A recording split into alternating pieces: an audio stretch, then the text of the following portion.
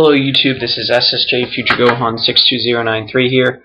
I got a video request from Action Figures 94, I believe it is, to do another tutorial for the Dragon Ball card game that's easy to follow. So I have one of my decks here, and it's not shuffled up, it's sorted out by Warriors, Events, and Techniques. And it's Super Earth, Goku Human style. So I'm just gonna play a mock game here to show you how to play the game and what the rules and different mechanics are, like Dragon Ball coins and planet damage and whatnot. So it might be a little lengthy. So the first thing you want to do, obviously, you have to have a 40 card deck, no more, no less. 40 cards. You can only have 25 warriors. This is a warrior. It's Yamcha. He's got his combat down here, is healthy. So that's his combat, and that's his support. That's healthy. So when he's healthy, his combat's 3, and he has a support of 0. So if he would become injured, you would use the injured value right here, which is 1 combat and 0 support. And then you have keywords up here. You might not be able to see it, but things like backup. Let's see here. Okay, here's Goku. He's got Super Heal and Toughness, and they each do different things. Super Heal says when they're injured, and I heal them with like a card effect or something, they get a growth coin on them, which a growth coin is nothing but a +1/+1 coin. So it gives +1/+1 to each of their stats, healthy and injured. So if Goku had 1 on him, he'd be a 6-3 instead of a 5-2. And while he was injured, he'd be a 5-1 instead of a 4-0. It's quite simple.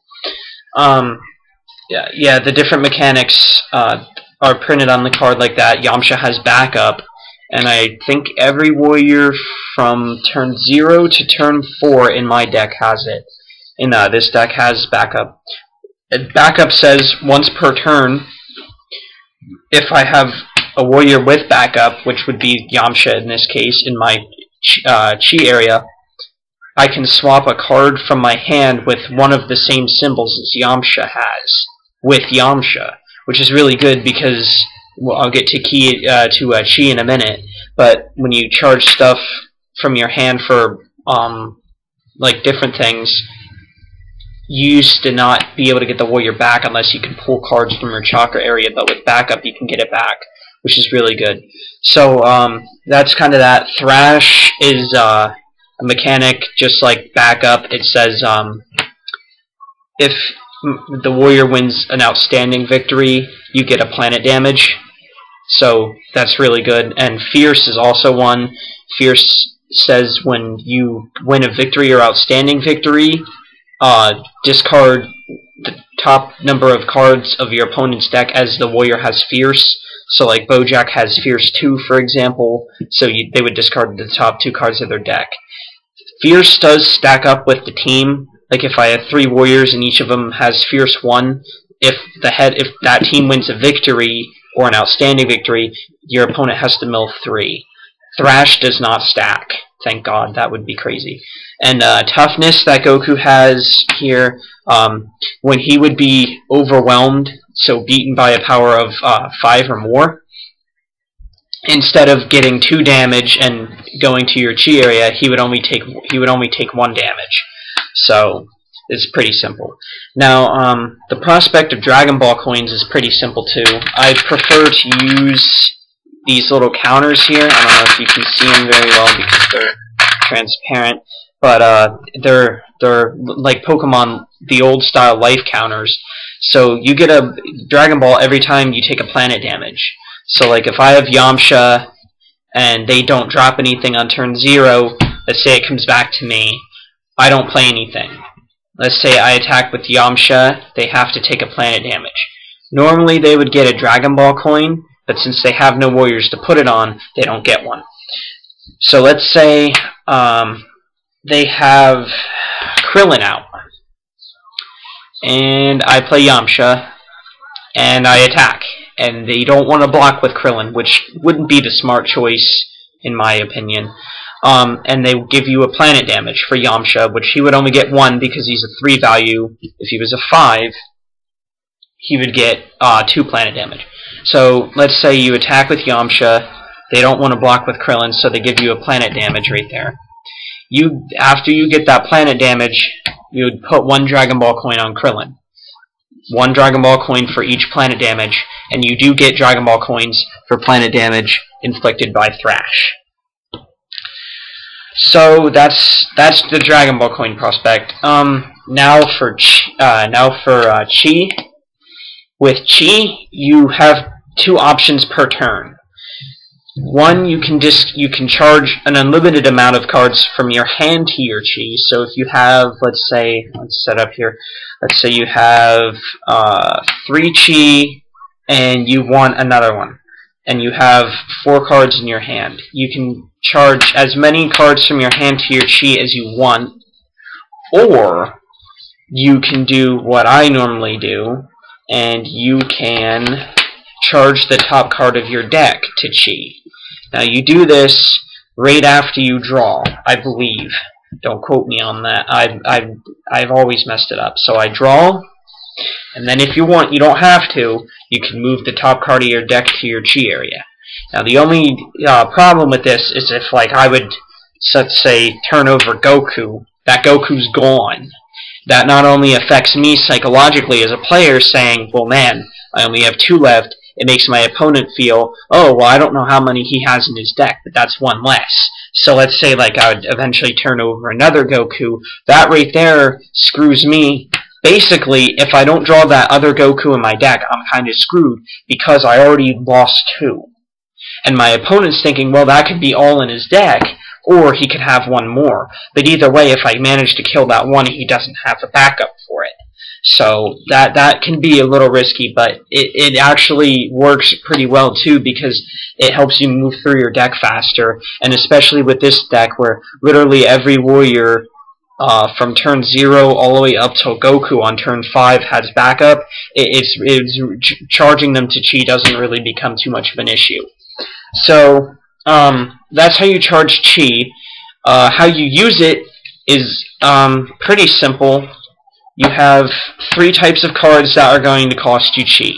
You're going to have a warrior, which is Vegeta here, and to put him in play he costs 1 Chi, which here it's like half blue and half yellow, which is an alien or a super. It can be paid by either or, but only by an alien or a super. Like, you couldn't pay a card like Mystery Pots that has Earth for Vegeta. It would have to be something like Kamehameha or another card with an alien symbol or something. Now, Vegeta has in his effect down here, it's a strategy, requires a Dragon Ball coin, and has a Chi cost of 1 any. Effects on warriors may cost Chi too, so Vegeta's would cost 1 of any color, which could be villain, alien, super Earth, unique, any color. So that's how Chi works with warriors. And you have events, which are probably going to be not too much of a Chi consumption for you. That costs 1 Earth, which is specific Earth, so it has to be an Earth Chi that pays for it. So that's so to play Mystery Pots, I would have to pay 1 Earth Chi. So then the last one, which is the one you'll use most often, is Techniques. Now I have Kamehameha here, or Kamehameha, and Techniques have a turn cost of 1. So all the Techniques events and warriors have a turn cost, which common sense dictates, so I'm not going to go over that. If you can't figure that out, then you really shouldn't be playing the game. With Kamehameha here, you have 1 brown, 1 half yellow, half brown, which is super or Earth. It's like Vegeta, but you can pay it with super or Earth. One of the 2. But it has to be super or Earth. And then it costs 2 any, which can be any color, obviously. Now, you have a requirement here of Hermit Style or Super Symbol plus a Saiyan. That means only those warriors can use it. Now, you're going to have these kind of characteristics up here. Obviously, Yamcha has Human, Hermit Style, Male. So he can use Kamehameha. Now, Goku has Saiyan, Hermit Style, Male, and then he's got the Super Symbol, so he can already use Kamehameha, based on the Hermit style, but he also fits the Saiyan plus Super Symbol requirement. And so does Gohan, Goten, Trunks, even Vegeta fits it. So, that's that. That's chi costs. The only thing really left to explain is how you build probably the battle step, which this video is already 10 minutes, so I might as well just go over into it. So the battle step is pretty simple.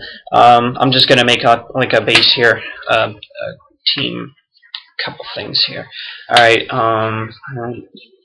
and let's say we have Ariel in here, and let's say they're blocking with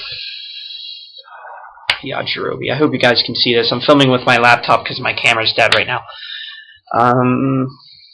Alright, let's say they have a Krillin back here too. And let's say they have an Ariel over here. Okay, so this is how the battle step works. The first thing you want to do is you're going to have all your warriors. And you're going to want to organize them into how teams into what the battle step is, which is teams. So you're going to want to make a team, and that power, that is where like kind of individual warrior power is combined. So you have Krillin here who has 1 combat and 2 support. So when Krillin's a head warrior, his 1 combat is used. But when Krillin's a back warrior in a team, his support combat status is used. His support power is used. So you can have up to 3 warriors in a team, and you have a head warrior, which is the guy that's going to be on the top of the pile. Now, you have here Yamcha, who has the 3 combat value. But Yamcha's effect set, so that means with the 2 of Krillin's support and the 3 on Yamcha's power, Yamcha becomes a 5. So the team is a power of 5 right now. Now I can take Ariel here and throw her in, and she's got 1 support, so the team would be a 6. But Yamcha's effect says that female warriors in his team get +0/+1, which is a +1 support power. So Ariel is a female, so she gets +1 support, which makes her 2. So Yamcha's team would be a 7, because you have 2 from Ariel, 2 from Krillin, and the 3 from Yamcha, which adds up to a 7. Now, let's say it's your turn, and you have the Yamcha team. Your opponent has Yajirobe and Krillin, which adds up to be a 6, and for some odd reason he has Ariel sitting over here. So, let's say, okay, you declare an attack with Yamcha. When you declare an attack in this game, I would refer to it as attacking the player directly, and then the player chooses what happens with that attack. In this situation, your opponent can do one of 3 things. He can choose to block with Ariel, block with Yajirobe's team, or give you 2 planet damage. Thus, he would get 2 Dragon Ball coins, 1 on Yajirobe, 1 on any, and he would disperse them amongst his warriors as he sees fit, you know. So let's say I attack. He says, okay, I don't want to block. I'll give you the 2 planet damage. Gives me 2 planet damage. He gets a Dragon Ball coin, let's just say on Yajirobe and Krillin. That's simple. Planet damage is the top cards of your deck, by the way. So, like, if you take 2, it's the top 2 cards. If you take 1, it's the top card of your deck. So let's say he doesn't want to do that. Let's say he wants to block with Ariel. Simply say, blocking with Ariel, add up power, she's a 3, Yamcha is a 7. It's not an overwhelm because it's not over 4, so Ariel injures. It's that simple. She becomes injured, she takes 1 damage. Now let's say he blocks with Yajirobe. Same thing. Difference is 1, Yajirobe becomes injured. It's that simple. It really is. Now let's say with Ariel blocking, I used a technique like Jan Kengu. Give me a second here to find it. Okay, let's say I played Jan Kengu. It gives my target user +2/+0. So Yamcha would be a 5 combat, and plus the 4 in support, he would become a 9. So you do 7/2. So that would mean they are 6 more than Ariel, and Ariel would not be injured. She would be completely defeated and would go to your go to your opponent's chi area. That's all that happens out of that. So if Yamcha had Thrash or any of my warriors had Thrash, you would rack up a planet damage on that. But obviously Yamcha doesn't, none of my warriors do, so you don't. So that's basically how you play the game. I mean, that kind of shows even techniques in there with that. I did a pretty good demo with that. I guess one thing I didn't show would be what happens, like, say, I attack with,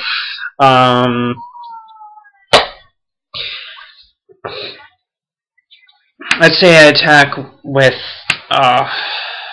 Yamcha's team again. They block with Ariel. Let's say Yamcha plays Kamehameha. So he would be able to use it. I'd give one warrior with 1 damage to a warrior with a turn cost less or equal to Yamcha's. So it would have to be 0. So Ariel would take 1 damage from the Kamehameha. That resolves, and when you use a technique or event, it goes to your chi area, so it replenishes some of the chi that you paid for it. So Kamehameha would come to my chi. Ariel would already be damaged, so Yamcha would defeat her, and she would go to your opponent's chi area, because she was already injured. And that works for any injured status warrior. If you just have Ariel sitting here injured, like if I attacked with just Krillin and Yamcha the turn before, and you blocked and she injured, and I'm attacking again on the next turn, and she starts injured in that battle, when she's defeated again, she goes to your opponent's chi. So that's that. That's basically it. Plunder is another ability I forgot to mention. What that does is when a warrior has it, and his or her team wins a victory, any form of victory, you take a Dragon Ball coin from one of your opponent's warriors and put it on them, which is really good. That's about it for the tutorial. There's not really too much more to explain. I guess some of the starting rules I could explain. You do get a mulligan in this game. You get it twice, which means you start out by drawing 6 cards for your hand. And if you don't like that hand, you can simply say, all right, I'm not keeping this. Put it back in your deck, shuffle up, and draw 5. If you don't like that 5, you can put it back in, shuffle up, and draw 4. But after that, you can't mulligan, so you're stuck with 4. Draw 1 card per turn, unless a card changes that with an effect. And you can only swing with 3. You can only attack with 3 teams per turn. So that's that. And your teams you can have as many teams as you want made. I mean, if you have 20 warriors on the field, somehow you can make as many teams as you want, but you can only attack with 3 of them. So that's basically it. I mean, there's not really too much more that you can explain. Fusion, I guess you can get into. Fusion is you have your fusion deck, which would be a separate stack of cards from your regular deck, which would contain fusion characters like Gogeta and Gotenks, and they are made when you have like Vegeta and the man Goku out on the field at the same time, and you'd want to fuse. You could pay Gogeta's chi cost, put him into play. Any Dragon Ball coins or any coins at all on Goku and Vegeta carry over to Gogeta, which is good, and they go to your chi. So your quote-unquote fusion material warriors, to quote Yu-Gi-Oh, go to your chi area, so you replenish the exact amount of chi that you paid for the warrior. So you would replenish your 2 chi for Gogeta with Goku and Vegeta. That's basically it. You can't have more than 3 copies of a card with the same name in your deck, but you could, however, have like 3 of that Goku right here, and then 3 Super Saiyan 3 Goku because it's a different name. So that's that. You can only have 1 of each warrior in play at the same time unless a card states otherwise.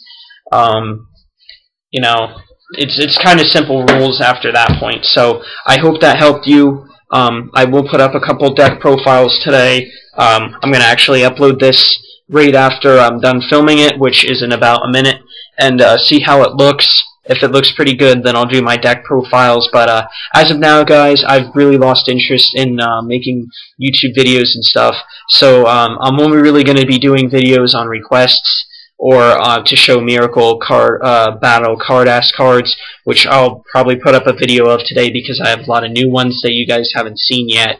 So yeah, basically, if you want to see something, let me know.